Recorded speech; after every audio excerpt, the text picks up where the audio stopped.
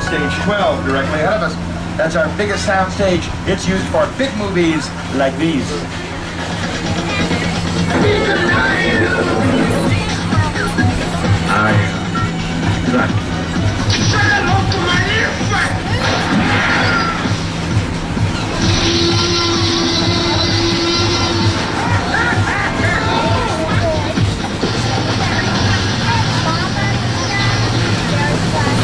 Stage 12 was also used for Tropic Thunder with Ben Stiller and Robert Downey Jr. On your left, stage 25, that's used to film interiors for CSI Crime Scene Investigation, starring Lawrence Fishburne and Mark Elkenberger. They use 4 of our stages in all, 25 through 22. These are closed sets. That means only the immediate cast, crew, special invited guests are allowed access. Next time you come to Universal, check out the VIP experience where you can become one of these invited guests, have the chance to walk on and explore sets used for filming. 35 stages here at Universal, more than at any other studio in Hollywood. Sometimes other companies come here and use our facilities for their movies and TV shows, CSI being one example. The oldest stage is on your right, stage 28, built in 1925 to house the elaborate Paris Opera House set for the silent movie classic Phantom of the Opera, starring Lon Chaney. Since then, all the great Universal movie monsters have filmed inside stage 28. As we take the turn over on your left, you're going to see stage 27 across the parking lot there. That's been used for a lot of big special effects movies. Jurassic Park shot some scenes inside there, Apollo 13, Land of the Lost. Recently though, 27 was used for a movie coming later this year, the third so far in a series with Ben Stiller and Robert De Niro. First you had Meet the Parents, then you had Meet the Fockers. Coming next, Little Fockers. Man, you got to say that title very carefully. I'll come back to TV, it's a lot safer. Remember, we are NBC Universal. NBC's television history began 71 years ago. They broadcast the opening ceremonies of the 1939 New York World's Fair. Yeah, there was like one TV in the country to get the broadcast, but anyway. Since then, NBC has become a leader in the American television industry.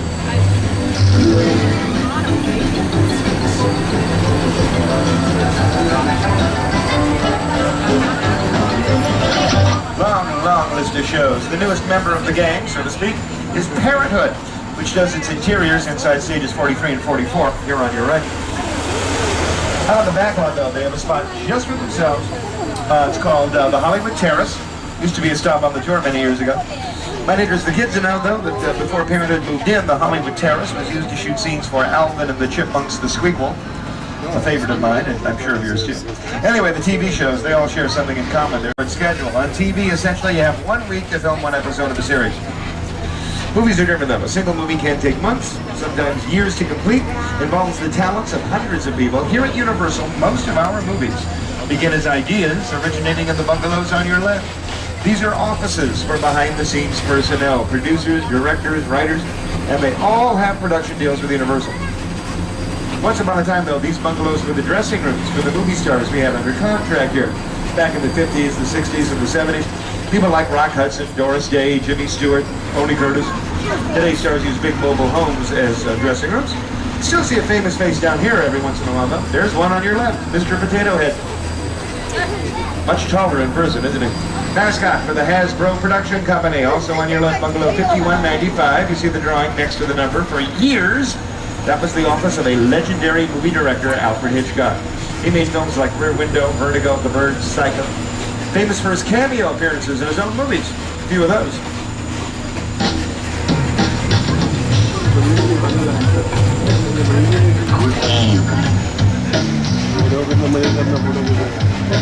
My name is Alfred Hitchcock. We all go a little mad sometimes. You should have seen the blood. And now, everybody, we take you to the back lot where the world is right around the corner. Out here we shoot the big stuff, exterior scenes on a grand scale. Things changed back here considerably, though. In June of 2008, that's when a fire swept through this area, destroyed 4 acres worth of sets. Sets which, as you can see, have essentially been rebuilt. Get those cameras out, gang. You are going to be photographing these sets before the movie makers get to photograph them.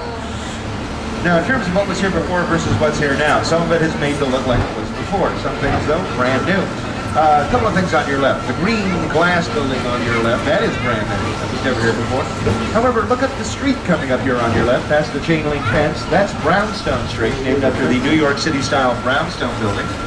And those buildings look almost exactly the way they did before. Although across the street from them, that park is brand new. New theaters, one on your left, two over here on your right. Oh, take a look up the other street there on your left-hand side where you see hospital, emergency, all that. That's Courthouse Square over there. That's the original Back to the Future set. And for those of you that are fans of the film, it did not burn down. The courthouse clock tower is still there. Word for these other buildings on the left, we can see it. This section of the new area here, we're calling this the metropolitan area, by the way, metro area. This is known as New York Street, this part of it. How do I know it's New York? Well, take a look on your right, R.H. Macy's. You know you're in New York when you go to Macy's. Before the fire, this was a very often used area for filming. Seats for Transformers were filmed here. Spider-Man 2, Changeling, starring Angelina Jolie.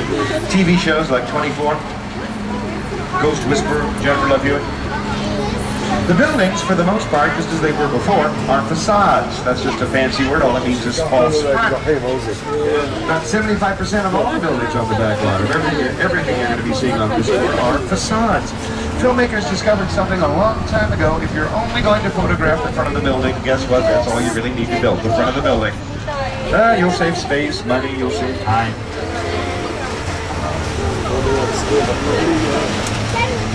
We are so excited here at the studio to think that once again here on the back lot, after a 2-year delay, we're going to be able to recreate New York, San Francisco, Chicago, London, essentially travel around the world, never leave the lot. For one thing, save a fortune in airfare.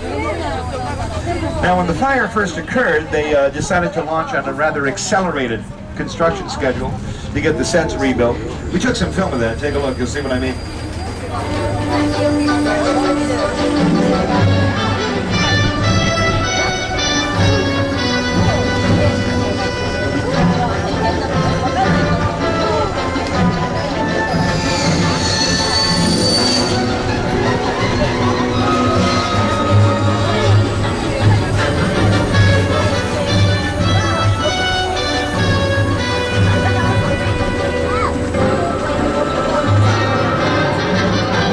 Now, of course, they're putting the finishing touches on everything, finishing work, so they've slowed down considerably. That was a punishing pace anyway. Now, the person who designs the sets for a movie or a TV show is known as the art director. The art director sits down in meetings with the producer, director of the movie. They've gone over the script. Director comes up with all the designs, what the sets are supposed to look like. Art direction is so important in the movies that it's a category, the Academy Awards. Every year they give it an Oscar for Best Art Direction. Now, we don't have any film clips, unfortunately, of some of the things that were filmed here before the fire, but we do have still photographs. Watch this on your video screens here. This goes all the way back to 1966. This is a movie called Torn Curtain, directed by Alfred Hitchcock, with Paul Newman and Julie Andrews. There's the King, Elvis Presley. This is a movie called Change of Heart. Elvis played a doctor, Mary Tyler Moore played a nun. And they say there's no imagination in Hollywood. Anyway. Other stills here, including Julie Andrews once again. This was a great movie musical called Thoroughly Modern Millie. There's The Sting with Robert Redford and Robert Shaw. That movie won the Academy Award for Best Picture of the Year. Some great stuff. But also we have some great stuff to show you here on the back lot. Take a look at this bridge over here on the right-hand side. This thing's old. This is the oldest man-made structure still standing on the lot, built in the silent days. All wired, and still used for filming, by the way. It's all wired up today for some filming taking place on Monday involving explosions, pyrotechnics. The bridge is wired, there's no juice because the filming's not until Monday. However, as a precaution, you get anything electronic with you, like a cell phone, something like that, you might want to go ahead and turn that off. Just for, what? You mean pyro? Okay, what are they talking about? What's going on here? No, this is supposed to be Monday they're doing this, but they changed the schedule. I can't believe they just, okay, listen, you got a cell phone, turn it off, anything electronic, turn it off. Otherwise, something like that might happen. Third car, someone still talking on the phone. Radio and cell phones. Repeat, all radios and cell phones to off. Pyro is live. Look, Happy always told me, if the call's important enough, they'll call back. Don't worry about it. Get off the phone.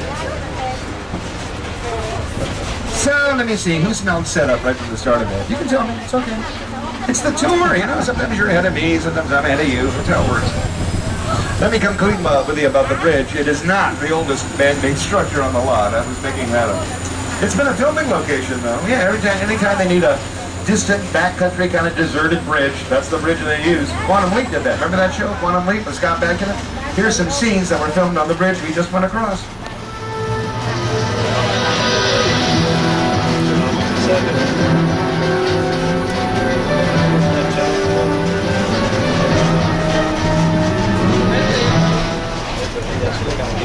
There is a lot of attention, incidentally, being focused on this building you see over here on the right-hand side. This is our newest attraction, and in point of fact, it's here to replace something that we lost in the fire. If you are a return visitor to Universal Studios, you're probably wondering, where was King Kong? Used to be right in the center of the metropolitan area, the old metropolitan area, and King Kong was lost to the fire. However, Kong himself is a Hollywood veteran, so you know what? He's staging a comeback.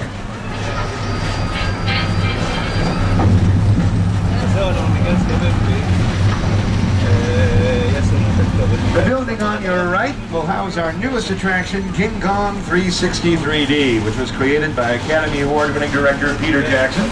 I'm sorry, make that Sir Peter Jackson.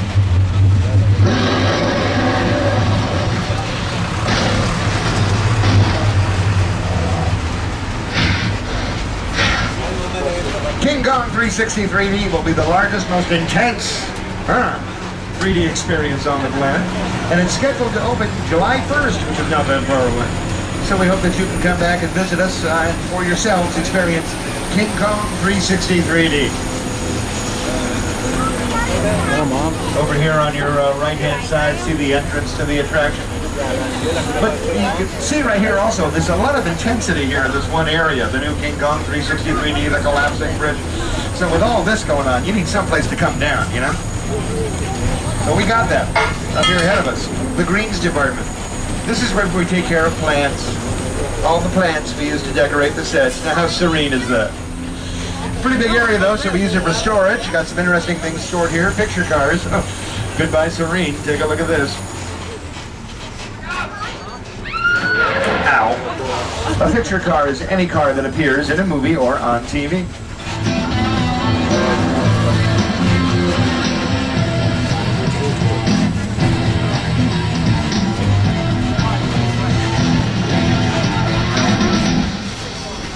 Some of these cars are just as famous as the actors who drive them.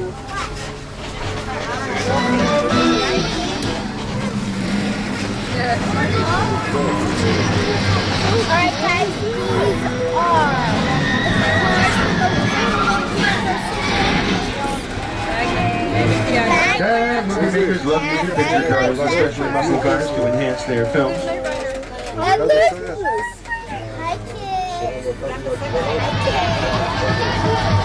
Some pretty fantastic cars here all the way along the line, as I'm sure you've seen. Little lesson though in Hollywood 101 for you here before we go any further. Keep in mind that all these cars were used in the movies and TV shows indicated by the signs. They're not the only ones used in these movies and TV shows. Every car that you see here is part of a set. They always use 4 or 5 identical cars every time they do a movie shoot. That's especially important when you come to the muscle cars and the kind of things they have to, the kind of stunts, I guess you could say, they have to perform in the Fast and the Furious franchise.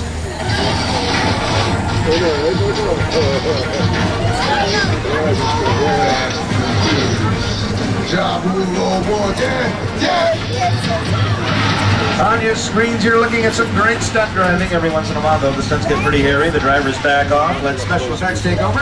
That includes a process called motion control technology. We're going to demonstrate that for you here in Special Effects Stage 55. Still decked out Tokyo style for Fast and the Furious Tokyo Drift.